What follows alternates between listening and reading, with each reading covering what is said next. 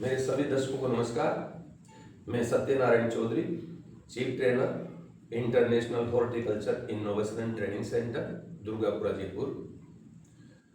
12 सितंबर 2008 को हमारा इंस्टीट्यूट IHIC एस्टैब्लिश हुआ।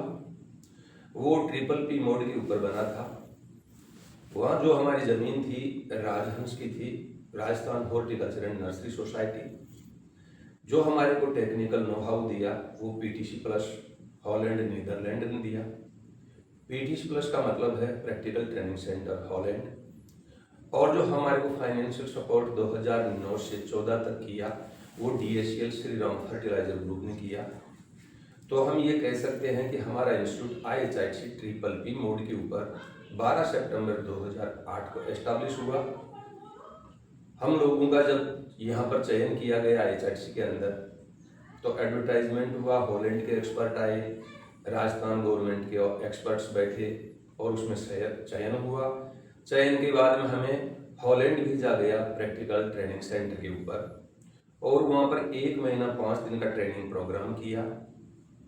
उसमें जितनी भी चीज़ें थी संरक्षित खेती से संबंधित, poly house, shade net house, इनकी सारी ट्रेनिंग 1 महीना 5 दिन के दौरान हम सीख करके वापस राजस्थान आए और राजस्थान में हमारे लोगों को जो है ट्रेनिंग प्रोग्राम देना शुरू किया। और उस ट्रेनिंग प्रोग्राम के अंदर हमारे सबसे अच्छे काश्तकार जिनको हम इनोवेटिव फार्मर, प्रथम किसान जिनको बोल सकते हैं, वो श्री खेमाराम जी चौधरी हमारे सेंटर के ऊपर आए, ट्रेनिंग प्रोग्राम किए। और खेमाराम जी ने यहाँ से शुरुआत करके धीरे धीरे आगे बढ़ते गए। शुरुआत जो भी फर्स्ट में करता है उसको काफ़ी परेशानियों का सामना करना पड़ता है। कुछ लोग उसके ऊपर टॉन्टिंग भी करते हैं, वो भी सहन करना पड़ता है। आप एक साधारण परिवार से थे, आपने जो है किसी के ऊपर ध्यान नहीं दिया और धीरे धीरे अपना जो है काम करते रहे और आज राजस्थान के 1 नंबर के इनोवेटिव काश्तकार बन चुके। तो आज हम खेमाराम जी चौधरी जी के यहाँ पर आए हुए हैं। हम चाहते हैं कि खेमाराम जी चौधरी जी ने वर्ष 2010 के अंदर ट्रेनिंग प्रोग्राम किया और उसके बाद में हम जो है इनके सक्सेस स्टोरी भी निकलवाए, आपके टीवी के ऊपर भी प्रोग्राम्स आए और इनको कई पुरस्कार भी मिले जो हमारे पीछे की तरफ आप देख सकते हैं।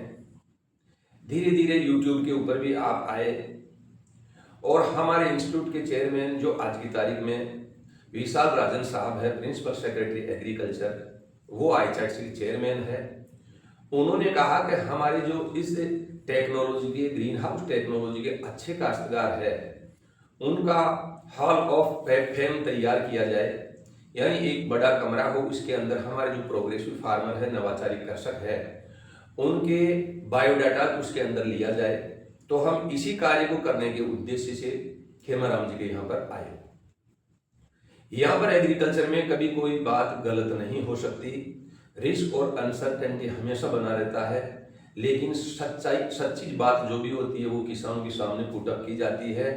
और हमारी ग्रीन हाउस टेक्नोलॉजी का यही सच्चाई है कि आज खेमाराम जी वहाँ से प्रोग्रेस करते करते 2024 जाने वाला है और इतना बढ़िया इन्होंने अपनी खेती का सफर जो शानदार तरीके से तैयार किया। आपको रूबरू करवाते हैं हमारे खेमाराम जी से। खेमाराम जी नमस्कार। राम राम जी। खेमाराम जी ने अपने को बताया कि आप जो है कहाँ से शुरुआत की। देखिए हम नवाचारी ऐसे नहीं बोलते। खेमाराम जी को जैसे ही पता चला कि जोबनेर कॉलेज के अंदर एक मेला लगा हुआ है, उसके अंदर आप चल पड़े और वहाँ पर आपने जो है बूंद बूंद सिंचाई सिस्टम को देखा और देखते ही मन में एक विचार आया कि मैं क्यों नहीं बूंद बूंद सिंचाई के ऊपर जाता हूँ। आप बूंद बूंद सिंचाई के ऊपर जो है आए, उस पर काम करने लगे और वहीं पर इन्होंने पूछा कि मैं आगे बढ़ना चाहता हूँ, कुछ ट्रेनिंग प्रोग्राम करना चाहता हूँ। तो जो है अपने IHIC का नाम इनको लिया गया। तुरंत इन्होंने जो है सोचा नहीं और उसके ऊपर आ पड़े और वहीं से इन्होंने जो है संरक्षित खेती की यात्रा शुरू कर दी और तब जाकर के इस पायदान तक आप पहुँच पाए। खेमाराम जी, आपने पहला पॉली हाउस कौन से ईयर में लगाया होगा?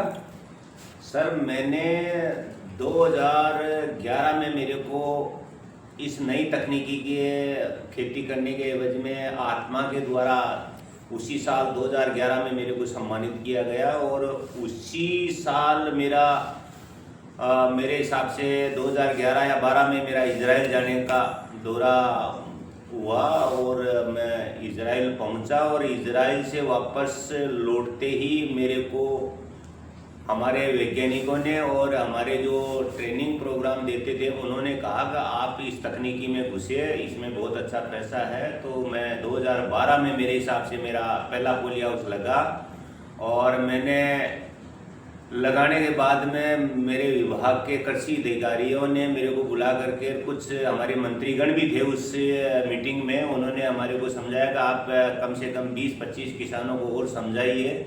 परंतु उस टाइम पर किसान को विश्वास नहीं था, तो वो डर रहे थे, क्योंकि हम भी डर रहे थे कि हम जो किसान 10, 20, 50 या लाख रुपए पर बीघे की खेती कर रहे थे, उनको हमारे को वहाँ 20-20 लाख रुपए की इनकम बताया तो हमारे वो गले नहीं उतरी। आपको विश्वास नहीं हुआ? हाँ, हमारे को इतना कैसे पैदावार, हमारे को विश्वास नहीं हो रहा था। इजराइल में वो जब बता रहे थे तो हमारे को क्या, हमारे मंत्री जी को भी विश्वास नहीं हुआ था कि इतनी पैदावार इसमें होती है। हमने झूठ माना था उस चीज को। परंतु जब हमारे वैज्ञानिकों के द्वारा कहने से हमने 2012 में पहला पोलियो हाउस लगाया और लगाते ही मेरे 1 महीने में मेरा पोलियो हाउस तैयार हो गया। और तैयार होने से पहले हमारे को ट्रेनिंग सेंटर पे फिर दोबारा जाना पड़ा और हमारे जो गुरुजी बैठे हुए हैं सत्यनारायण जी, इन्होंने हमारे को इस पोलियो हाउस में लगाने से लेकर के और इसमें जो बीमारियां आती है उसके बारे में और बीज से संबंधित सारी जानकारी हमारे को एडवांस इन्होंने दे दी थी, क्योंकि इनकी टेक्नोलॉजी और इनकी जो ज्ञान था उसकी बदौलत ही हम पहले पोलियो हाउस के अंदर सक्सेसता पाई। और पोलियो हाउस लगने से 1 महीने बाद में हमारा खीरा चालू हुआ और 2 महीने हमने रेगुलर खीरा तोड़ा और पहली फसल मेरे 13,60,000 रुपए की हुई। तो वो एक हमारे पंख लगने के बराबर थे, क्योंकि फिर हमने पीछे मुड़ करके नहीं देखा और आगे के लिए हम फिर वापस हमारे वैज्ञानिकों से संपर्क किया और आगे की कहानी मैं आगे बताऊंगा। यानी कि आपने ट्रेनिंग सेंटर के ऊपर खीरे का उत्पादन लेने की बात सुनी, 6 महीने की टमाटर की बात सुनी, 9 महीने की रंगीन शिमला मिर्च की, उसमें से आपने सिलेक्शन किया कि मैं 3 महीने की खीरा के ऊपर जाना चाहता हूं। आपने 3 महीने का खीरा किया और शानदार वहां पर जो उत्पादन लिया। खेमाराम जी, यहाँ पर क्वेश्चन ये उठता है अपने लोगों के लिए कि उस टाइम अपन ने जो पहला पोलियो हाउस बनाया था वो कितने एरिया का था, टोटल कॉस्ट कितना था, गवर्नमेंट से कितना अनुदान मिल गया और अपनी जेब से कितना चला गया जो हमने शुरुआत की थी? क्यों कि वहां पर काफी बड़ा अमाउंट था, तो थोड़ा सोचना होगा। सर, इसके बारे में मैं ये बताना चाहूंगा कि उस टाइम पर भारत सरकार में एक किसान के लिए 1000 वर्ग मीटर पे अनुदान था। तो वहाँ इजराइल से वापस लौटने के बाद में एक हमारे डर बैठा हुआ था कि जो पैदावार बता रहे हैं उतना अगर पैदावार नहीं हुई, उसमें जो पैसा लगने वाला था वो 40 लाख के लगभग का पैसा लगने वाला था। उसमें मेरे हिसाब से 75% अनुदान सरकार देती थी, तो 30 लाख रुपए तो मेरे हिसाब से सरकार ने दे दिया और 10 लाख रुपए जो किसान के लगना था वो भी किसान के पास में नहीं था। तो संजोग मैं बताऊं कि मेरे कृषि विभाग और उद्यान विभाग के अधिकारियों के कहने से ही मेरा पहला लोन हुआ। अगर लोन नहीं होता तो हो सकता था कि आज ये मिनी इजराइल नहीं बढ़ती। तो मैं बैंक वालों को भी धन्यवाद देता हूं कि उस टाइम पर जिस बैंक ने हमारे को विश्वास किया और एक रिस्क ली, तो उस टाइम पर सभी बैंकों ने और ने मना कर दिया, परंतु बैंक ऑफ बड़ौदा ने हमारे ऊपर मेहरबानी की और वो हमारा पहला पोलियो हाउस लगा और उससे हमारे को एक सुविधा भी मिली और उत्पादन करने का मौका मिला और पहली फसल में हमने पूरा लोन चुकाया। तो एक बैंकों के भी वापस विश्वास हुआ कि हाँ, हकीकत में इस संरक्षित खेती में पैसा है। उसके बाद में अब जो भी संरक्षित खेती करता है, पोलियो हाउस या नेट हाउस लगाता है, तो बैंक उसको कभी मना नहीं करते। जबकि जिन बैंकों ने पहले मना किया था वही बैंक आज हमारे पास में आकर के बोलते हैं कि आप हमारे द्वारा भी किसानों को लोन दिलाने की कोशिश करो। तो ये दौर था, तो हम यही बोलते हैं कि बुरे वक्त में हमारे बैंक ऑफ बड़ौदा ने बहुत बड़ा सहयोग किया था, तो हम उन्हीं को याद करते हैं। अगर आप भी और अन्य किसानों के लिए दूसरे बैंक सहयोग करेंगे तो हम उनका भी नाम जरूर लेंगे। आपसे खेमाराम जी अपील करना चाहते हैं कि बहुत बड़ा अमाउंट होता है पोलियो हाउस इरेक्शन के लिए। यदि आप भी लोन लेना चाहते हैं तो ट्रेनिंग प्रोग्राम के बाद में आपके पास में जो है सर्टिफिकेट होता है वो थोड़ा दिखाइए और बैंक वालों से थोड़ा कांटेक्ट कीजिए, आपको जो है फाइनेंशियल सपोर्ट वहाँ पर हो जाएगा और उसके बाद में आप इरेक्शन करवा करके आगे बढ़िए। खेमाराम जी, आपने पहला पॉली हाउस लगा दिया, आप यहीं पर रुक गए या आप और आगे बढ़े? आपने फिर सोचा कि मैं दूसरे पॉली हाउस के ऊपर जाऊं? सर, पहले पॉली हाउस में इनकम हमारे को बहुत अच्छा मिला, तो उसको देख करके हमारे से रुका नहीं गया। मैंने मेरे हिसाब से दूसरा पॉली हाउस भी राजस्थान में पहला मैंने ही लगाया था, और उसके बाद में तो ये मान करके चलो कि पैदावार ही बहुत अच्छी आने लग गई, तो हमने फिर लोन की व्यवस्था भी नहीं सोची, लोन लिया भी नहीं। और जो भी हमने एक पॉली हाउस से आज 8 एकड़ में हमने पॉली हाउस लगा लिए, 2 एकड़ में हमने बिगर अनुदान भी पॉली हाउस लगाया है। वो पैसा आने के कारण ही लगा लिया, अगर पैसा नहीं आता तो मेरे हिसाब से 1-2 पॉली हाउस पे ही रुक जाते हैं। और एक पॉली हाउस से मैंने चालू किया, परंतु मैंने तो 8 लगाया, परंतु हमारे इस गांव में तकरीबन 700 एकड़ के लगभग अनुदान से पॉली हाउस लगे हुए हैं, और 300 पॉली हाउस किसानों ने अपने स्तर से बाहर से जो भी पुराना स्ट्रक्चर था खरीद करके और यहाँ ला करके लगा करके बहुत अच्छा पैसा कमा रहे हैं, और हमारे गांव का नाम रोशन हुआ। और मैं चाहता हूं कि देश के बाकी गांव का भी नाम इसी प्रकार से रोशन हो। खेमाराम जी ने पहला लगाया, उसके अंदर अच्छा प्रोडक्शन लिया, आपने जो है दूसरा लगाया। प्रश्न यहाँ पर ये भी उठता है कि कौन सी योजना के तहत आपने ये लगवाया? तो यहाँ पर राजस्थान के अंदर 2 प्रोजेक्ट चल रहे हैं। पहला है नेशनल हॉर्टिकल्चर मिशन, जिसको NHM बोलते हैं। दूसरा है नेशनल हॉर्टिकल्चर बोर्ड, जिसको NH भी बोला जाता है। खेमाराम जी के यहाँ पर शायद NHM से दोनों पॉली हाउस लगे, वही लगे, यानी कि स्टेट गवर्नमेंट जिसके अंदर पूरा ध्यान रखता है। NHP के अंदर इसका मुख्यालय गुड़गांव में है, ब्रांच ऑफिस अपने जयपुर के अंदर है। और आज की तारीख में NHP वालों को हमने IHRC के अंदर ही 2 कमरे अलॉट कर दिए हैं, वहीं पर हो गया है, ताकि जो भी काश्तकार आता है हमारे से ट्रेनिंग प्रोग्राम करता है, NHP से भी पूछता है, NHM का भी, यानी स्टेट गवर्नमेंट का डिप्टी डायरेक्टर ऑफिस जो है वो भी हमारे बिल्कुल बाजू में ही है। तो तीनों चीजें एक जगह होने से किसान जो है एक ही जगह पर तीनों से बातचीत कर सकता है, आगे बढ़ सकता है। खेमाराम जी, आप 2 के बाद में दिमाग में आपके क्वेश्चन उठा होगा, पानी की व्यवस्था कैसे की जाए? आपने सोचा होगा कि मेरे पानी पर्याप्त है या मुझे कोई और अनुदान लेना चाहिए। आप 2 के बाद में किस चीज पर गए? सर, हम एक पॉली हाउस लगाया, तभी हमारे यहाँ इस राजस्थान का ये बिल्कुल बैकवर्ड एरिया है। इसमें मेरे हिसाब से बता दूं मैं, गर्मियों में टेम्परेचर 50 डिग्री के ऊपर जाता है, सर्दियों में माइनस में जाता है, और बरसात में भी बरसात कभी तो अच्छी होती है, कभी कभार कम भी होती है, और पानी ना के बराबर हो गया था। तो हमने पॉली हाउस लगाते ही जैसे ही बरसात आई तो उसका पानी बह करके गया, तो हमने सोचा इसको एक पॉन्ड बना करके, तो उस टाइम पर भारत सरकार की फार्म पॉन्ड योजना भी चली हुई थी, तो हमने तुरंत प्रभाव से उसकी फाइल लगाई और हमारे को तुरंत उसके टारगेट मिल गए। तो हमने जो फार्म पॉन्ड 3-4 प्रकार के बनते हैं, एक अकेले किसान के लिए बनता है, एक समूह में किसान के लिए बनता है, तो हमने अकेले वाला बनवाया, और जो हमने पॉली हाउस लगाया उसके सीट का जो ऊपर का पानी था वो सारा का सारा हमारे पॉन्ड में इकट्ठा हो गया। तो जो हमारे पानी की समस्या थी वो खत्म हो गई, और उसी टाइम पर मेरे हिसाब से ये सौर पैनल भी आ गई थी। तो हमने सौर पैनल के लिए भी अप्लाई किया, तो सौर पैनल भी हमारे को आसानी से मिल गई, उस पर भी हमारे को 50 या 70% अनुदान मिला। तो एक सौर पैनल ने भी जितना पॉली हाउस ने रोल निभाया उतना ही सौर पैनल ने भी रोल निभाया, क्योंकि अगर सौर पैनल नहीं होती तो जो हम इच्छा अनुसार पानी देने का जो जरिया है हमारा, वो लाइट के भरोसे नहीं हो सकता था। अगर डीजल पंप से चलाते तो हमारे अलग से खर्चा और लगता। तो ये सौर पैनल भी हमारे राजस्थान के लिए बहुत एक अग्रणीय कदम है। बाकी किसानों को भी मैं यही कहूँगा कि सारे के सारे किसान जो भी अगर फार्म पॉन्ड या संरक्षित खेती करते हैं तो सौर पैनल जरूर लगाएं, क्योंकि ये अपन आवश्यकता अनुसार जिस टाइम पर पानी देना चाहें उसी टाइम पर पानी दे सकते हैं। देखिए, खेमाराम जी ने पहला जो है पॉली हाउस लगाया, दूसरा पॉली हाउस लगाया, उसके पैरेलल पॉन्ड बना दिया, पॉन्ड के अंदर बरसात के पानी को इकट्ठा किया और इसी को बोलते हैं वाटर हार्वेस्टिंग। पानी इकट्ठा कर लिया, पानी को उठाना चाहते हैं तो आपके दिमाग में फिर आइडिया आया कि सोलर की प्लेट्स लगाई जाए। सोलर की प्लेट्स आपने लगाई, सूर्य देव का रोशनी उसके ऊपर गिरा, उससे लाइट पैदा हुआ, और जैसे ही लाइट पैदा हुआ उसको काम में इन्होंने लेकर के पानी से पॉली हाउस के अंदर सिंचाई किया। इसी को बोलते हैं नवाचारी कर सकते। हमेशा दिमाग खोल करके आगे की तरफ बढ़े, कोई किसी के पास में नहीं आता है, हम खुद करें तब जाकर के आगे बढ़ पाते हैं। ऐसे ही हमारे काश्तकार खेमाराम जी, आगे की यात्रा खेमाराम जी की 2 पॉली हाउस, पॉन्ड, सोलर की प्लेट। खेमाराम जी आप यहीं रुक गए या आगे और बढ़ गए?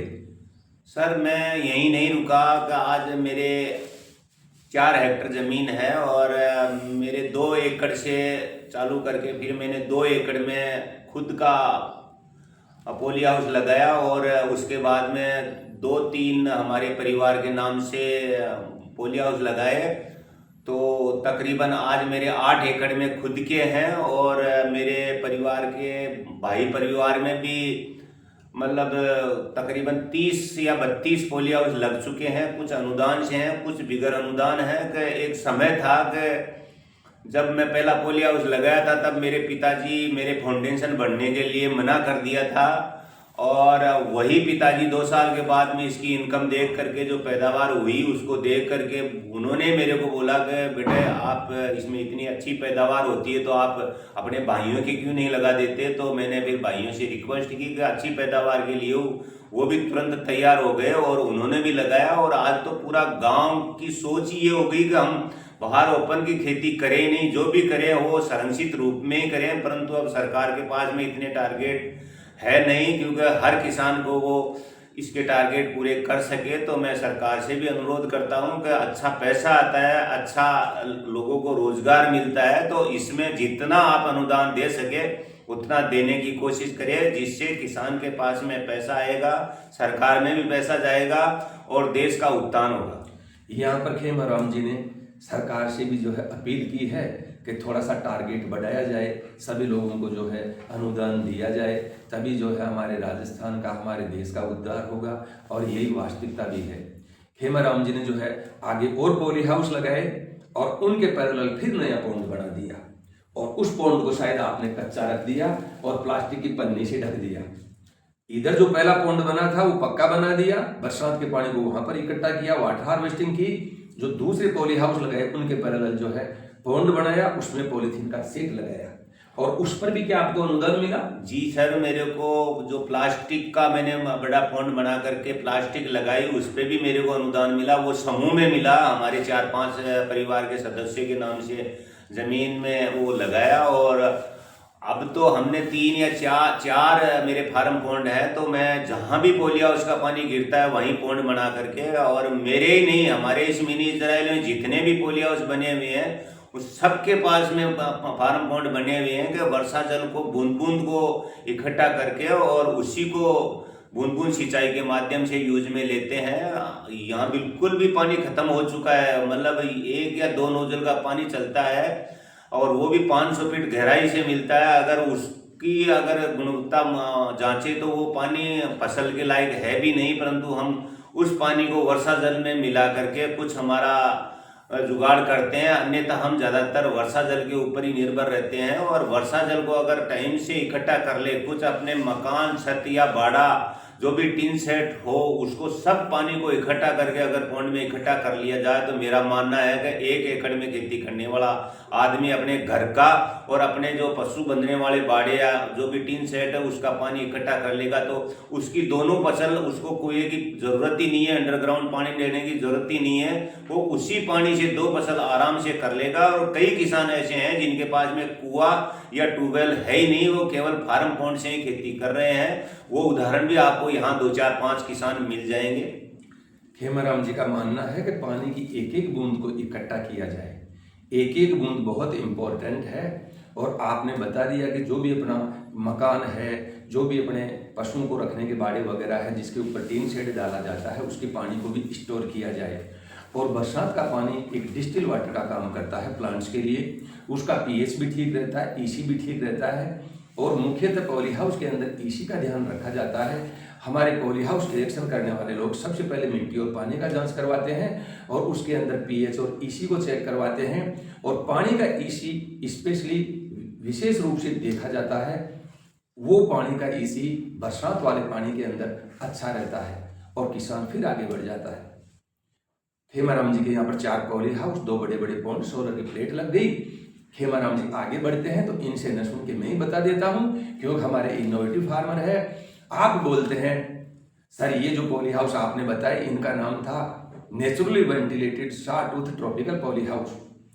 मैंने ये लगा दिया है, इनका कॉस्ट 935 रुपया per square metre, 1000 square metre area का आता है। 844 रुपया पर स्क्वायर मीटर एरिया का 1 एकड़ वाले का आता है। इससे महंगे वाले पर जाना चाहता हूँ। हमने कहा खेमाराम जी 1400 रुपया पर स्क्वायर मीटर के हिसाब से पॉली हाउस लगता है, उसको बोलते हैं फैन पैड।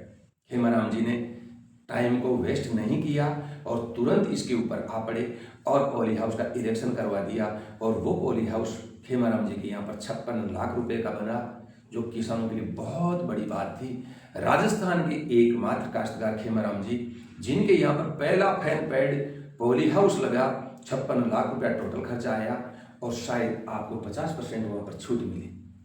तो खेमाराम जी उस पॉली हाउस के बारे में क्या कहना चाहते हैं? क्या फसल आपने लिया होगा? जी सर, वो एक नई क्रांति थी हमारे लिए, और जो हमारे वैज्ञानिक या हमारे जो गुरुजी जो ट्रेनिंग देने वाले थे उन्होंने हमारे को पहले से ही बोल रखा था कि आप और नई टेक्नोलॉजी में जाने की कोशिश करो। तो उस टाइम पर ये हमारे को फैन पैड पोलिया उसके लिए जानकारी दी, और हमने महंगे होने के कारण से कुछ डर भी लग रहा था, परंतु और बाकी पोलिया उसमें पैदावार अच्छी होने के कारण से हमने तुरंत प्रभाव से उसमें फाइल लगाई। और मेरे हिसाब से राजस्थान में 2 ही पोलिया उस सैंक्शन किए गए थे 4-4 हज़ार वर्ग मीटर के। उसके बाद में फैन पैड पे मेरे हिसाब से बैन है, अनुदान नहीं। हाँ, अनुदान नहीं है।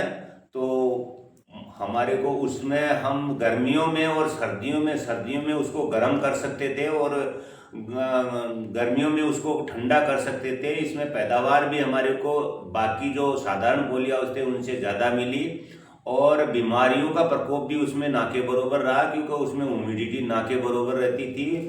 ह्यूमिडिटी बाहर निकलने का एक जरिया था। बड़े बड़े 24 फैन लगे हुए थे, एक साइड में पैड लगी हुई थी, उसमें पानी चलता रहता था। तो जैसे आजकल एयर कंडीशनर का काम करता है, वैसे ही वो एडवांस टेक्नोलॉजी का पोलिया हाउस था, और उसकी बाकी के देश के किसानों को ज़रूरत भी है, क्योंकि उसको अब नहीं अनुदान में लिया गया है।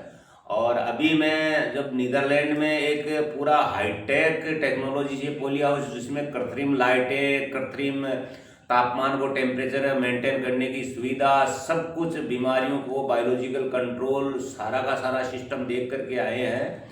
अगर उसको ऊपर भी अगर सरकार अनुदान देती है तो मेरे हिसाब से वो 5 करोड़ के लगभग लगता है। और कुछ कंपनियों ने यहाँ मेरे हिसाब से एक दिल्ली में लगा रखा है, और अगर सरकार अनुदान देती है इसके लिए तो हम हमारे उद्यान विभाग और कृषि विभाग के सहयोग से इस तकनीकी में भी जाने की इच्छा रखते हैं, क्योंकि वो पूरा अगर 5 करोड़ का किसान के बस की बात नहीं है। अगर उसमें 50% अगर अनुदान भी दे तो भी किसान उसको लगाने के लिए तैयार रहेंगे। देखिए कितनी बढ़िया बात है, हमारे काश्तकार कहाँ तक पहुँच गए। अभी आपने बीच में बात कर दी नीदरलैंड, जिसको हॉलैंड भी बोलते हैं। नीदरलैंड भी आप जा करके आ गए और कंपनी वालों ने आपका सिलेक्शन किया। क्यों किया? क्यों बहुत अच्छा काम कर रहे हैं, जैसे बोल देते हैं वैसे ही कर डालते हैं, और तभी तो हम इनको इनोवेटिव फार्मर बोलते हैं। खेमाराम जी, आपसे बीच में यही पूछना चाहूँगा कि कितने टाइम के लिए आप जो है हॉलैंड जा करके आ गए और कब गए थे? मैं आज से 20 या 25 रोज पहले नीदरलैंड गए पहले तो, और हमारा दूसरा स्थान टर्की था, परंतु टर्की में बर्फ पड़ने के कारण से हमारा फिर स्पेन का दौरा करवाया गया वहाँ, और हम हमारे खर्चे से ही गए थे। और वहाँ हम 7 रोज वहाँ रहे और 2 रोज हमारे आने जाने में लग गए, तो 9 रोज का हमारा टूर था। और जब हम स्पेन में देखा तो हम सोच रहे थे कि हमारा मिनी इजराइल बहुत बड़ा मिनी इजराइल है, परंतु वहाँ देखने के बाद में तो हमारा मिनी इजराइल भी छोटा लगने लग गया। तो मैं भारत सरकार से रिक्वेस्ट करता हूँ या राजस्थान सरकार से रिक्वेस्ट करता हूँ कि एक बार स्पेन से बड़े बनाने की क्षमता हमारे किसानों में है। अगर आप सहयोग करें और अनुदान दें तो स्पेन से अपन दुगना भी करने की क्षमता रखते हैं। राजस्थान के किसान केवल एक ही मकसद है कि आप अनुदान देते रहे, हम पोली हाउस लगाते रहें। और मेरे हिसाब से राजस्थान जो बिल्कुल बैकवर्ड टीलों का एक राज्य माना जाता था, हो सकता है आगे आने वाले समय में वो एक विकसित राज्य बनेगा और अपने देश का नाम रोशन करेगा। आने वाले टाइम में हम भी डेवलप्ड होंगे। अभी हम डेवलपिंग है, कोई बात नहीं, डेवलप्ड हो जाएंगे। खेमाराम जी ने फिर जो है गवर्नमेंट से रिक्वेस्ट किया है कि आप थोड़ा सा सपोर्ट कीजिए। अपने यहाँ पर लोग जो है मेहनत करने वालों की कोई कमी नहीं है, एडॉप्ट करने वालों की कमी नहीं है। तो गवर्नमेंट को खेमाराम जी की ओर से जो है वापस निवेदन किया गया है, आप थोड़ा सपोर्ट कीजिए और गवर्नमेंट से हमें पूरा विश्वास है सपोर्ट जरूर मिलेगा। खेमाराम जी, आपका फैनपेट पॉली हाउस भी बन गया और ग्रीन हाउस टेक्नोलॉजी यही कहता है ऑफ सीजन का फसल लो। आपने उस फैनपेट वाले पॉली हाउस में किस फसल का उत्पादन पहली बार लिया? शुरुआत में मैंने उसमें खीरा ही लिया, और परंतु उसके बाद में मैंने लाल पीली शिमला मिर्च का उत्पादन लिया और वो ऑफ सीजन में हो गई, तो उसमें मार्केट हमारे को बहुत अच्छा मिला।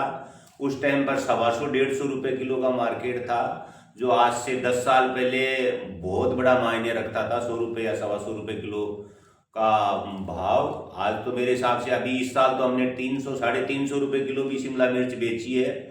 परंतु आज में और आज से 10 साल पहले में रात और दिन का फर्क हो गया। आज से 10 साल पहले तो हमारे को विश्वास ही नहीं था कि इस तकनीकी में इतना पैसा है, और बाकी किसानों को तो कतई विश्वास नहीं था कि इस तकनीकी में ये पैसा है। बावड़ा और बताते थे मेरे को, मेरे घर वाले भी मेरे को बावड़ा बताते थे कि ये पागल हो गया, किसी अधिकारियों के चक्कर में इसको इजराइल भेज दिया और ये वो कहते हैं वही करते हैं। हमारे घर वालों का तो किसी का वो सुनता भी नहीं है। और मैं भी एक ध्येय था मेरा कि मेरे को कुछ करना है, और मेरे ऊपर मेरे वैज्ञानिकों का बहुत बड़ा सहयोग था कि मेरे जो ट्रेनर थे वो भी यही बोलते थे कि बेटा तुम कोशिश करो, हम आपके साथ में हैं। जब शुरू में मेरे एक बार पौध मर गई थी, मैंने कोकोपीट में ध्यान नहीं दिया, उसमें कुछ फंगस थी, और वो नुकसान मेरे को बहुत बड़ा सबक दे गया कि बड़ा नुकसान ही बड़ा फायदा देता है। अगर उस टाइम पर मेरे को बड़ा झटका नहीं लगता कि उस टाइम पर मेरे घर वालों को मौका मिल गया।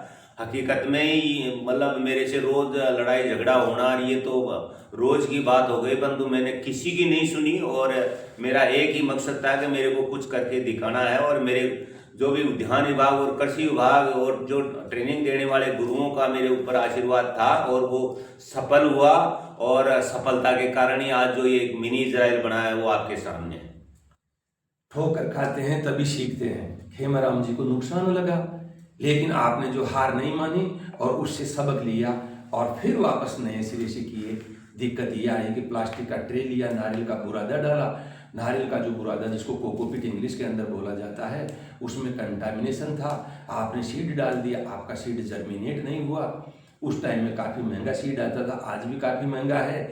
उतना बियर नहीं कर पाए, थोड़ा सा नुकसान हुआ, लेकिन फिर आगे बढ़ करके जो है पॉली हाउसों के ऊपर आ गए और आपने जो है एक बगीचा लगाया, अनार का बगीचा लगाया, और उस पूरे बगीचे को पॉली हाउस यानी पॉली शीट से आच्छादित कर दिया।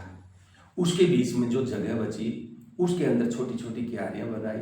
एक तरफ लोहे का रोड डाला, घुमा करके दूसरी तरफ डाल दिया, और उसके ऊपर अंदर की तरफ ड्रिप इरिगेशन सिस्टम बिठाया, ऊपर की तरफ पॉलीथीन का सीट डाल दिया। अच्छा प्रोडक्शन लिया। मुझे विभाग के अधिकारी बोलते हैं centre of excellence for pomegranate जो बस्ती डिंडोल में है, आपके खेमाराम जी का पॉली हाउस हम देखना चाहते हैं, उनका फार्म हाउस विजिट करना चाहते हैं। हम लोग यहाँ पर आए, आपने इतना बढ़िया तरीके से किया कि उसके अंदर एक भी वीड नहीं दिखा उनको। वो मेरे को कहने लगे आपके काश्तकार बहुत ज़बरदस्त है, इनसे तो हमें भी प्रेरणा लेनी चाहिए। इतना बढ़िया वो पॉली हाउस हमारे को मिला। टाइम निकला, उसमें फूल आने लगे। खेमाराम जी तो हमारे नवाचारी काश्तकार हैं, उन्होंने उस बगीचे को वहाँ से हटा दिया और वहाँ पर इन्होंने फसल डाल दी खरबूजे की। खरबूजा मैं संजोग से 2015 के अंदर मेरा थाईलैंड दौरा हुआ था। तो मैं थाईलैंड में खरबूजे की खेती देखी थी। वहाँ तो छोटे छोटे रूप में भी था और बड़ी बड़ी कंपनियों में भी था। एक मेरे हिसाब से मारवाड़ी था जो 90 एकड़ पोली हाउस में खरबूजे की खेती कर रहा था। तो वो सीख लेकर के मैंने सोचा भाई खरबूजे में हम भी पैसा ले सकते हैं। तो मैंने जो अनार का बगीचा लगाया उसमें मैंने नीचे फूलों की खेती ली। उसमें मेरे को फूलों की खेती में अच्छा पैसा मिला, परंतु अनार में एक बीमारी थी जो फंगस होती थी, वो तना सूखना। तो मेरे को लगा ये फायदे का सौदा नहीं है बगीचे वाला। तो और ह्यूमिडिटी ज़्यादा होने के कारण से हमारे वैज्ञानिकों ने कहा कि ये बिल्कुल डेजर्ट एरिया, जो सूखा एरिया बीकानेर बाड़मेर में ही सक्सेस होगा, यहाँ ये सक्सेस कम होगा। तो उसको मेरे दिमाग से वो बाहर हो गया और उसको मैंने हटा दिया और उसकी जगह मैंने खरबूजा लगाया। और खरबूजा भी मेरे को ऑफ सीजन का लगाया। तो तकरीबन मैंने 200 रुपये किलो दिल्ली ले जा कर के खरबूजे को बेचा। और दूसरे साल भी मैंने खरबूजा दूसरे पोली हाउस में लगा दिया, परंतु विल्ट आने के कारण से वो सफलता नहीं मिली। और वापस हम खीरे पे ही आ गए और कुछ शिमला मिर्च लगाई। तो खरबूजा एक साल मेरे बहुत अच्छा सफल रहा, परंतु दूसरे साल विल्ट आने के कारण से हमको नुकसान लगा। तो मैं हमारे वैज्ञानिकों से फिर तहकीकात की, इसकी जानकारी ली। तो वैज्ञानिकों ने यही कहा कि आप या तो इसको मिट्टी के अंदर जो मत लो, जो कोकोपीट की थैलियाँ होती है उसके अंदर पौधे लगा करके उसमें लो, परंतु तब तक ये वाइट फ्लाई और थ्रिप्स का प्रकोप ज़्यादा हो गया और हमारे ऊपर जो वायरस की बीमारी आती है वो भी ज़्यादा आ गई। तो हम अब फसल चक्कर के कारण से इस बार मैंने पूरा खीरा छोड़ करके समय के अनुरूप मैंने बदलाव किया। और पूरे मेरे 8 एकड़ में आधे में टमाटर की खेती है और आधे में मेरे शिमला मिर्च की खेती है। कुछ मैंने पुदीने की खेती भी की है, क्योंकि पुदीना का भी मेरे टाई अप होने वाला है। अगर वो टाई अप हो गया तो हो सकता है अगले साल 10, 20, 50 पोलिया उसमें पुदीने की खेती भी होगी, क्योंकि पुदीना दोनों प्रकार से काम करता है। सूखा हुआ भी बिकता है, अगर मार्केट डाउन हो तो सूखा लो, अगर मार्केट में भाव अच्छा होता है तो आप मार्केट में हरी अवस्था में भी बेच सकते हो। बहुत अच्छी बात। देखिए, अपने हिसाब से इनोवेशन करते हैं। शुरुआत आपने खीरे से की थी, खीरा ज़बरदस्त किया, अपने लोगों को सिखाया और तभी हम आपको बोलते हैं खीरे के राम खेमाराम, इसी नाम से विख्यात है। और कहीं पर भी आप जाते हैं, कल मैं लेसन ले रहा था, केकड़ी का बैच आया हुआ था, मैंने जैसे ही मिनी इजराइल का नाम लिया तुरंत हमारे ट्रेनिंग जो है खेमाराम जी का नाम ले पड़े। मुझे बहुत अच्छा लगा, इसलिए अच्छा लगा कि हमारे नवाचारी कृषक जो इतना मेहनत कर रहे हैं, आप इस टेक्नोलॉजी की एक तरीके से शुरुआत करने वाले हैं, आपको सारा श्रेय जाता है। यदि आप शुरुआत नहीं करते, दूसरे लोग रिस्क से डर रहे थे, आपने रिस्क लिया, अनसर्टेनिटी बनी हुई थी, अच्छा किया, तब लोग आपको जानने लगे। और आज तो बात ही कुछ और है। आगे बढ़ते हैं। खेमाराम जी ने वो जो बनाया था 10,000 स्क्वायर मीटर एरिया के अंदर, वो आपका लगा था। और फिर थोड़ी सी जगह फैन पैड सिस्टम और चौथे पॉली हाउस के बीच में बच गई, वहाँ पर भी आपने पॉली हाउस लगा दिया था। वो कितना एरिया का था? वो एक छोटा जगह बच गई, तो उसमें मैंने कुछ चर्चा चली। हमारे वैज्ञानिकों ने कहा कि आप हाइड्रोपोनिक और एक्वापोनिक तकनीक से भी खेती कर सकते हो। तो हमने उसके बारे में सोचा और एक 500 वर्ग मीटर का मैंने एक पोली हाउस बना करके उसमें फैन पैड सिस्टम से एक साइड में पेड़ लगाया और एक साइड में फैन लगा करके, और टावर सिस्टम में मैंने उसमें एक बार स्ट्रॉबेरी की और दूसरी बार मैंने लेट्यूस किया। और वो टावर सिस्टम में था, जो पैदावार अपन 1 बीघे में ले सकते हैं उतनी पैदावार आप तकरीबन 100 वर्ग मीटर में भी उससे ज़्यादा पैदावार ले सकते हैं, क्योंकि वो टावर सिस्टम में होने के कारण से नीचे अगर जहाँ 2 पौधे लगेंगे तो वहाँ ऊपर नीचे 40 पौधे लगते हैं।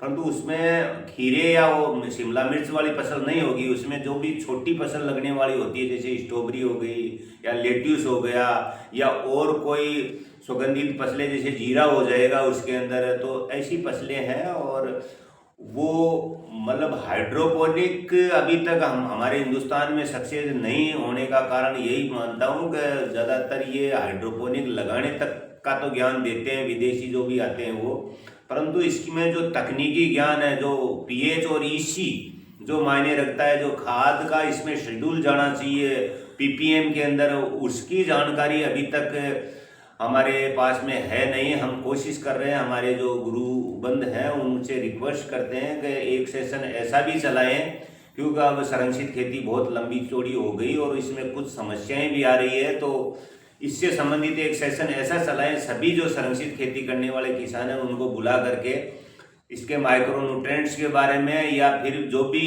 इसके अंदर पोषक तत्व लगते हैं वो कितना ppm में लगते हैं, कितना PHEC होना चाहिए। अब समय के अनुसार हमारे को बदलना भी होगा और हम रिक्वेस्ट करते हैं कि जो भी हमारे वैज्ञानिक हैं हमारे को अच्छा तकनीकी सेशन देने की कोशिश करें। हेमाराम जी का रिक्वेस्ट है कि हम पॉली हाउसेज वगैरह कर लिए, तब से लेकर के अब तक करते आ रहे हैं। इनका मानना है कि हम रिन्यू होना चाहते हैं, इंटीग्रेटेड न्यूट्रिएंट मैनेजमेंट के ऊपर भी बात की जाए। हम खेती कर रहे हैं लेकिन उसके अंदर हम और गहराई तक और अंदर तह तक जाना चाहते हैं, तो आपका कहना है कि इसके ऊपर भी बात की जाए। ये भी बात बिल्कुल सही है। इंटीग्रेटेड न्यूट्रिएंट मैनेजमेंट जब तक हम ठीक नहीं करेंगे, पैदावार अच्छा गुणवत्तापूर्ण नहीं मिलेगा। हम 3 प्रकार की खेती कर रहे हैं। पहला, मिट्टी के अंदर खेती कर रहे हैं। दूसरा, मिट्टी रहित पदार्थ जिसके अंदर कोकोपीट है, रॉक वूल है, ग्लास वूल है, क्ले ग्रेन्यूल्स है, इन पर खेती कर रहे हैं। और तीसरा खेती कर रहे हैं पानी के अंदर। पौधे की जड़ें पानी के अंदर लटकी रहती है, उसी के अंदर फर्टिलाइजर चलता है। फर्टिलाइजर वो चलता है उस पानी के साथ में जो उस पानी में घुल जाता है, जिनको हम वाटर सोल्यूबल फर्टिलाइजर्स कहते हैं। तो इस 3 प्रकार की खेती के अंदर इंटीग्रेटेड न्यूट्रिएंट मैनेजमेंट जो आदमी तरीके से करता है वो सक्सेस हो जाता है। तरीका क्या होता है? प्लांट की फिजियोलॉजी को समझे कि पौधा किस रूप के अंदर प्लांट्स न्यूट्रिएंट्स को जो है अपटेक करता है, खींचता है। इसी के ऊपर आपने जो है सेशन करने की बात कही, इसको भी जो है हम ध्यान में रखेंगे। मेरा भी अंदर से ख्वाहिश यही था कि जितने भी अपने पॉली हाउस वाले लोग हैं उन सबको इकट्ठा किया जाए और उनको वापस जो है इन छोटी चीज़ों के ऊपर रिन्यू किया जाए। हेमराम जी, आपने और कोई सब्सिडी ली होगी? इस कमरे में हम बैठे हुए हैं, मेरे हिसाब से इसके ऊपर भी आपने सब्सिडी ली होगी। और इसको किस नाम से जाना जाता है?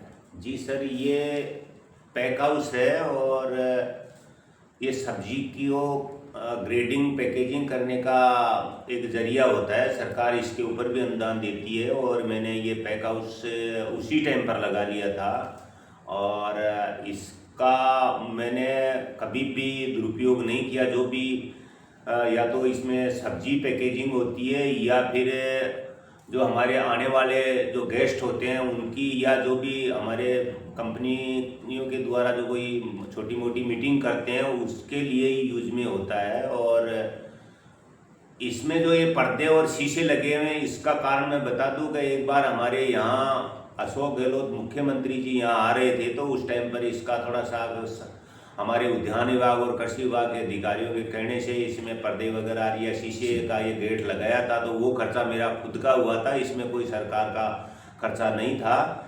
तो ये लगता है ऐसे कोई वीआईपी रूम है, परंतु वीआईपी रूम नहीं है, ये पैक हाउस ही है और इसमें हम पैकेजिंग ही करते हैं। और पैकेजिंग का तो हमने अब अभी और सोर्स कर लिया, हमारे पॉली हाउस के पास में ही वहीं और कर लिया। ये हमारे जो भी गेस्ट आते हैं, हमारे उद्यान विभाग, कृषि विभाग या जोबनेर यूनिवर्सिटी के वैज्ञानिक गण, उन सब का आवाभगत करने का जरिया हमारे यही होता है कि ज़्यादातर वैज्ञानिक हमारे इस जगह को भी जानते हैं कि मैं नहीं भी मिलता हूं तो वो अपने आप ही इसको खोल करके अंदर आकर के बैठते हैं। मैंने यहाँ सारी सुविधा कर रखी है और मैं चाहता हूं कि जो बाहर से वैज्ञानिक, जो किसान बहुत दूर दूर से हमारा ये इस YouTube को देख करके इस मिनी चैनल को देखने की इच्छा जाहिर रखते हैं, शहर से दूर होने के कारण से यहाँ आवागमन का साधन नहीं है।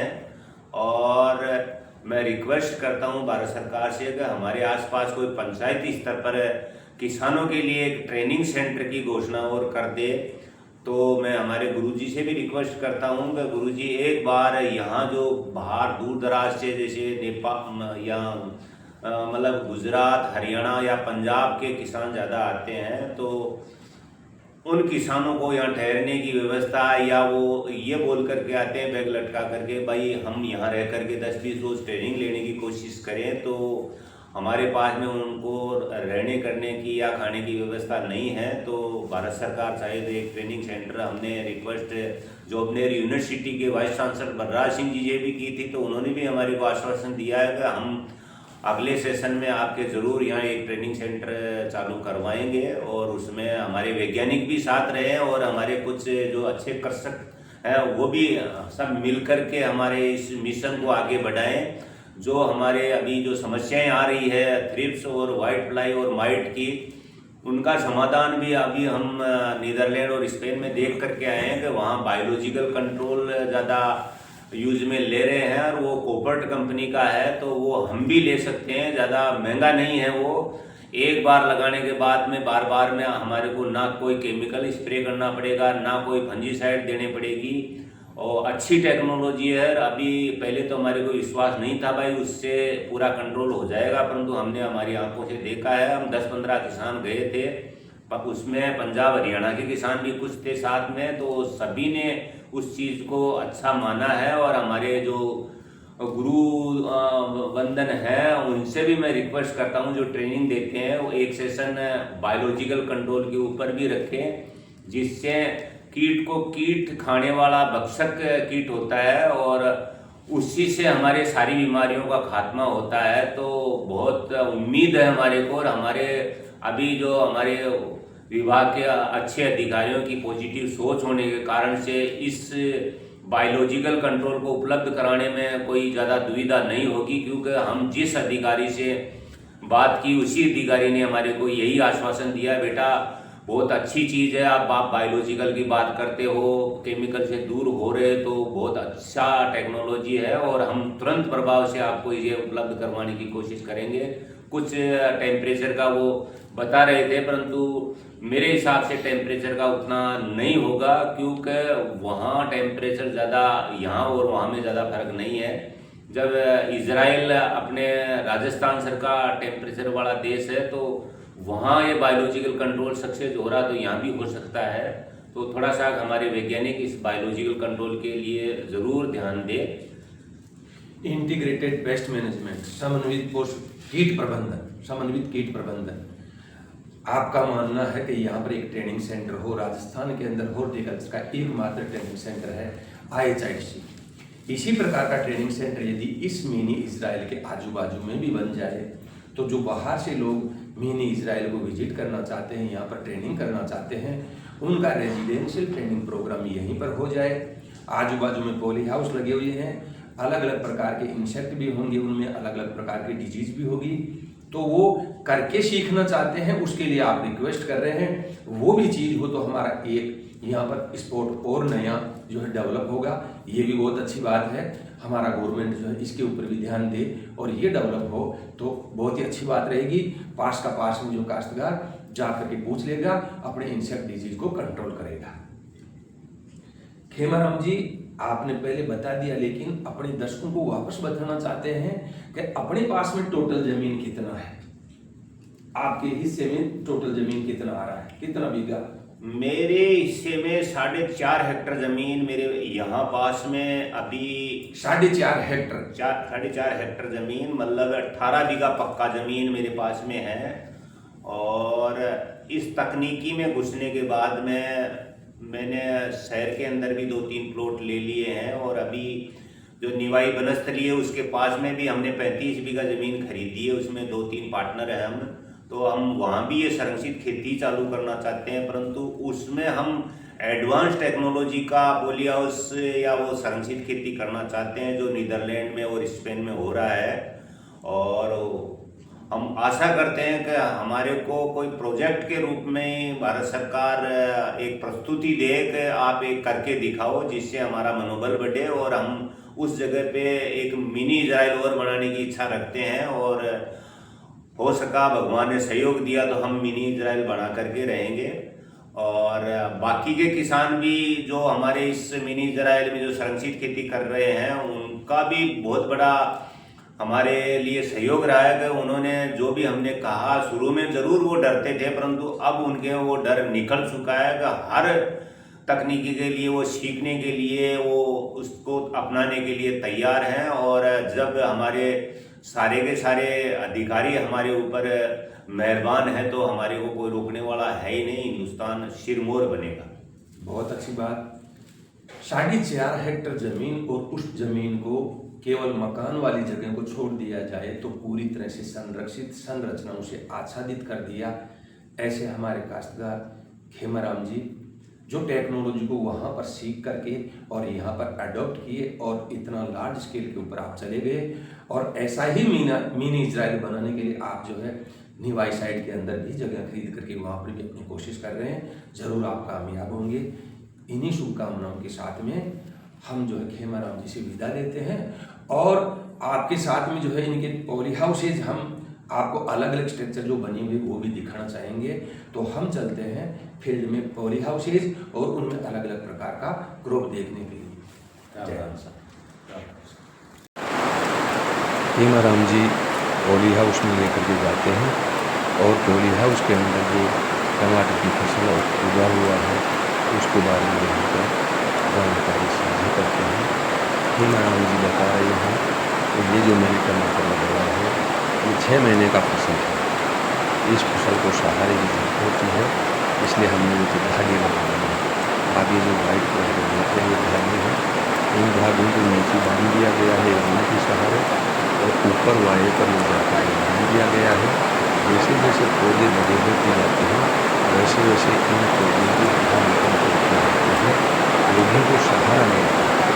तो खेमाराम जी किसी भी चर्चा कर रहे हैं और जैसे सुबह 8 बजे का टाइम होता है जो पहला वायर है उसके अंगुली टच करते हैं तो उनमें जो फूल लगे हुए हैं उनके कण नर से मादा से अंतर गिरते हैं, उससे फूल सोता है। पॉली हाउस में क्रॉस पॉलिनेटेड फसल नहीं लगाया जाता, सेल्फ पॉलिनेटेड लगाया जाता है और टमाटर का फसल जो है क्रॉस पॉलिनेटेड। तो यहाँ पर हमें इसको सुबह 8 बजे के आसपास जो फूल खिल जाता है उनको बिना की जानकारी बात साझा कर रहे हैं। इनको पौधों को सहारा जो देते हैं वो ये जो धागा बंधा हुआ है इसके चारों तरफ ऐसे लपेट देते हैं। यहाँ पर ये बात हो रही है। खेमाराम जी ने बड़े अच्छे तरीके से जो है पौधों को लगा रखा है, सही तरीके से सहारा दे रखा है। एक क्यारी से दूसरी क्यारी के बीच की दूरी 25 सेंटीमीटर रख रखी है और इन पौधों को ऊपर आड़े वायर पर बांध रखे हैं। वायर को हिला कर पोलिनेशन करते हैं और ऊपर आप देख रहे हैं एक जाली है, वो 50% वाला जाली है, उसको इन्होंने एक जगह कर रखा है। इसका मतलब यहाँ पर जो धूप आ रही है उस धूप को ये कम कर रहे हैं, उस धूप को आने दे रहे हैं, फसल के अंदर कम नहीं कर रहे, आने दे रहे हैं क्योंकि अभी बादल भरा मौसम है। तो ये सारी चीज़ें जो है तरीके से जो भी किसान करता है वो अच्छा काम कर पाता है। इसलिए हमेशा ध्यान रखना चाहिए कि सबसे पहले ट्रेनिंग प्रोग्राम जो है वो लिया जाए, फिर पॉली हाउस बनवाया जाए, फिर उसके अंदर जो है मिट्टी की तैयारी करें, यानी उसमें गाय भैंस का सड़ा हुआ गोबर जिसको FIM फार्म यार्ड मैन्योर बोलते हैं वो डाला जाए, ट्रैक्टर से जुताई की जाए, फिर छोटी छोटी क्यारियाँ बना करके पानी दिया जाए। फिर उस पानी के देने के बाद में जब ज़मीन जोत पर आ जाए तब फॉर्मल्डिहाइड नाम की दवा आती है, उससे ज़मीन को स्टेलाइज किया जाए, क्यारियाँ तैयार की जाए और उधर साइड में जो है प्लास्टिक का ट्रे उसमें नारियल का बूरा डाल करके उस पर पौध तैयार की जाए, उस पौध को ट्रांसप्लांट किया जाए तो बहुत अच्छा सा पौध यहाँ पर चलता है। तो पॉली हाउस में सबसे पहले खीरे की बात की जाती है, 3 महीने का खीरा उगाया जाए, फिर बात की जाती है यदि आप थोड़ा लंबे समय के लिए जाना चाहते हैं तो 6 महीने का चेरी टोमेटो उगाया जाए, यदि और लंबे समय के लिए क्रॉप करना चाहते हैं तो 9 महीने का बीज किया जाए, यदि इससे और ज़्यादा करने के लिए जाते हैं तो 3 साल का जरबेरा क्राइसेंथेमम का मिश्रण किया जाए। इससे और ज़्यादा समय के लिए फसल लेना चाहते हैं तो 7 साल के लिए 10 डोज पॉली हाउस के अंदर लगाया जाता है, अच्छा मुनाफा कमाया जाता है। राजस्थान में ग्रीन हाउस के अंदर 2009 से हुई थी और आज 2021 का सितंबर का महीना चल रहा है। बड़े अच्छे तरीके से यहाँ पर घास नहीं की जा रही है, बूंद बूंद सिंचाई संयंत्र का निकला हुआ है। ये क्यारी के ऊपर 2 बूंद बूंद सिंचाई उस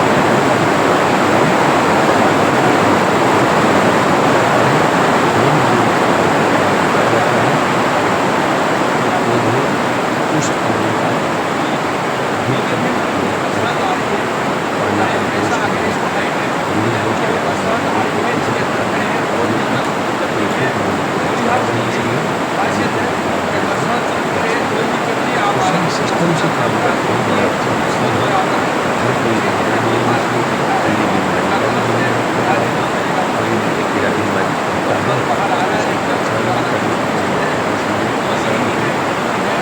यहाँ पर किस प्रकार की ये फसल अच्छा प्रोडक्शन देने का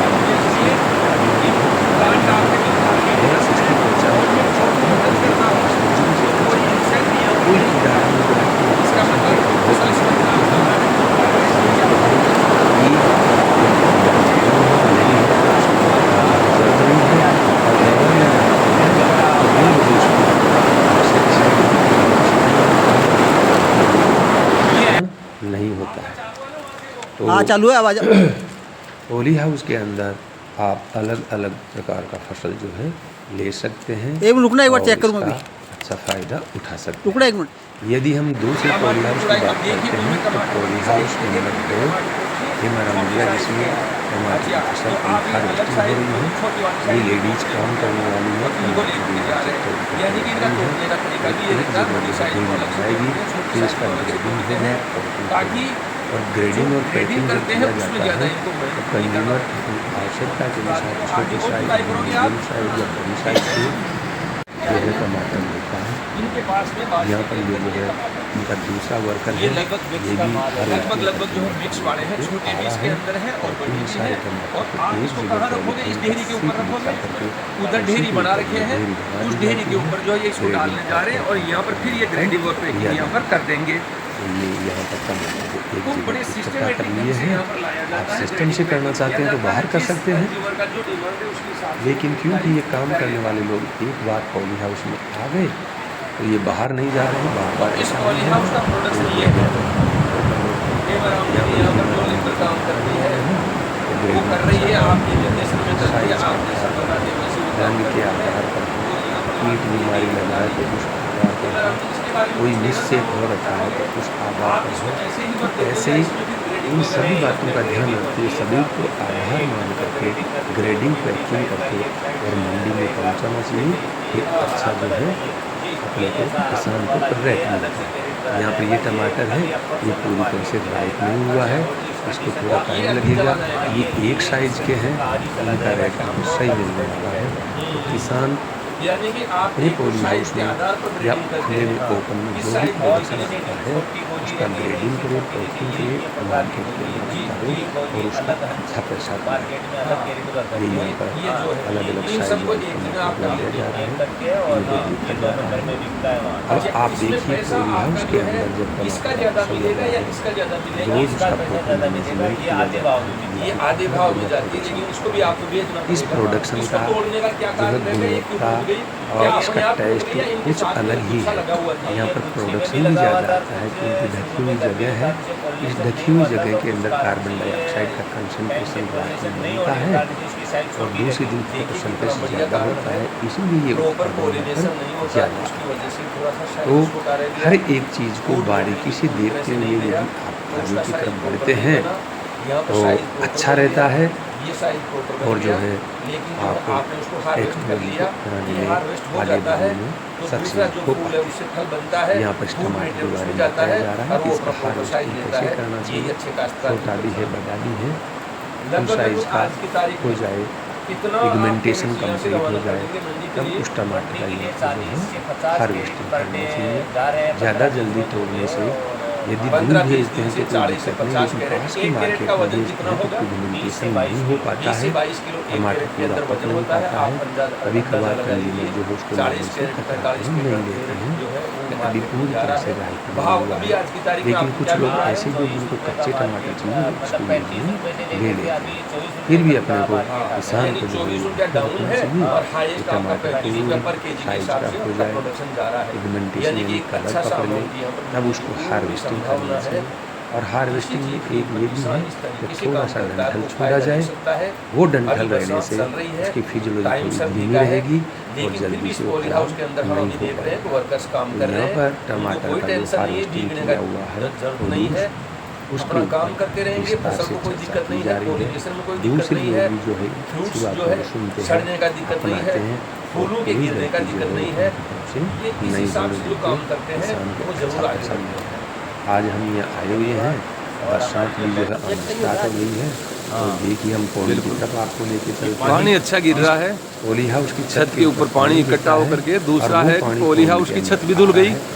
सबसे बढ़िया ये रहा। जो गटर देख रहे हैं जो और नीचे वाटर पानी गिरा रहे हार्वेस्टिंग की हैं, अपन इनको बात गटर किए बोलते थे, हैं। यानी तो पानी बह करके इस आ रहा है नाली से उस देखिए नीचे पॉलीथीन पानी से, गिर रहा है। वहाँ से जो है आप पानी इस बह करके आ रहा है पॉली यहाँ हाउस से। के पैरेलल पॉन्ड जो बना सकते हैं, हाईलो में देखिए जो काले आपके कलर की सीट लगी पाथ हुई वे है। का जो था, आप पक्का पॉन्ड भी बना सकते हैं, कच्चा भी बना सकते हैं। देखिए इस पॉन्ड में पानी भी आ रहा है। यदि आप कच्चा पॉन्ड बनाना चाहते हैं यहाँ तो से जो 300 है से ये 500 इसका जा रहा है पानी चला सकते हैं। बहता देखिए हुआ, ये बाहर से जितना और भी फिर पानी ये है यहाँ से वो निकल जा रहा है, करके इसमें जगह यहाँ जगह गया, कार्ड लगा दी जा रही और है। फिर वो आगे देखिए, चैम्बर इससे बनाया हुआ मिट्टी है, यहाँ पर रुक उससे जाती है, लेकर के sedimentation हो फिर जाता ये है, इधर जो फिर है पानी आगे बढ़ता है, पॉन्ड में ऐसे आकर होकर के पॉन्ड में पॉली हाउस में डायरेक्ट ये निकल छत रहा का है, पानी है उसको भी लिया जाता है, इकट्ठा किया जाता है यहाँ पर निकल और रहा है। इस पानी को फिर लिफ्ट करने के लिए जो 16 की प्लेट तो में ऐसे वाटर आप हार्वेस्टिंग ये 300 दिख से रहा है आपको 500 पाइप माइक्रोन ब्लैक का वाला पॉलीथीन पाइप, सीट चढ़ा करके यहाँ पर बना जो सकते है हैं। वाटर पॉन्ड की हार्वेस्टिंग चारों हो तरफ रही आप देख रहे हैं जाली लगा हुआ है, तो पानी ये का जाली भी आपको लगाना चाहिए ताकि जो कोई जानवर बचाव वगैरह किया जा रहा है, या यानी कोई कि आदमी इसमें इसको फसल को संग्रहित गिरे किया नहीं। जा रहा है वाटर हार्वेस्टिंग की जा रही है। सुरक्षा का ध्यान भी अपने को रखना चाहिए। देखिए छत से पानी गिर रहा है गटरों के सहारे, थोड़ी सी बरसात हो जाती है उसी के अंदर पानी आने लगता है। फिर आप खेमाराम जी को देखते हैं, इनके अलग अलग प्रकार के पुरस्कार हैं, राज्य के भी हैं, राजस्थान राज्य से मिले हुए, भारत देश से मिले हुए वो भी हैं, जो भारत देश में अलग अलग बड़ी बड़ी कंपनियां हैं उनके द्वारा भी दिया जाता है, जो अपने प्राइवेट सेक्टर के इंस्टीट्यूट है उनके द्वारा भी इनको जो पुरस्कार दिया जाता है। कारण ये है कि वो लोग विजिट करते हैं, उनका भी यही है कि हमारे किसानों को ऐसे पुरस्कार दे करके सम्मानित करके उनको प्रोत्साहित किया जाए ताकि वो आगे बढ़े, अच्छा काम करे और उस अच्छे किसान को देख करके दूसरे किसान भी अपने खेतों के ऊपर इस नई टेक्नोलॉजी जिसको उच्च तकनीकी बागवानी बोलते हैं इसको अपनाएं। तो ये खेमाराम जी के अलग अलग प्रकार के जो है पुरस्कार है और यदि किसान अच्छा काम करता है तो पुरस्कारों की बिल्कुल लाइन लग जाती है, कोई कमी नहीं है।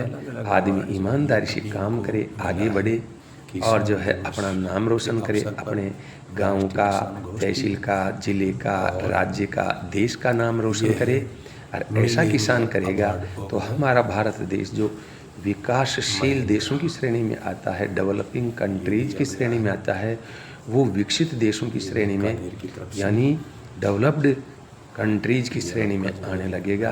तो सभी किसान भाइयों से मैं अनुरोध करता हूँ, मेरे सभी दर्शकों से अनुरोध करता हूँ कि आप तरीके से ट्रेनिंग प्रोग्राम को अटेंड करें और फिर पॉली हाउस संरचनाओं के ऊपर आप जाएं, संरक्षित खेती पर जाएं, प्रोटेक्टेड कल्टीवेशन को आप करें तो आपको निश्चित रूप से सफलता मिलेगी। आपने देखे कि खेमाराम जी कैसे कैसे कार्य कर रहे हैं।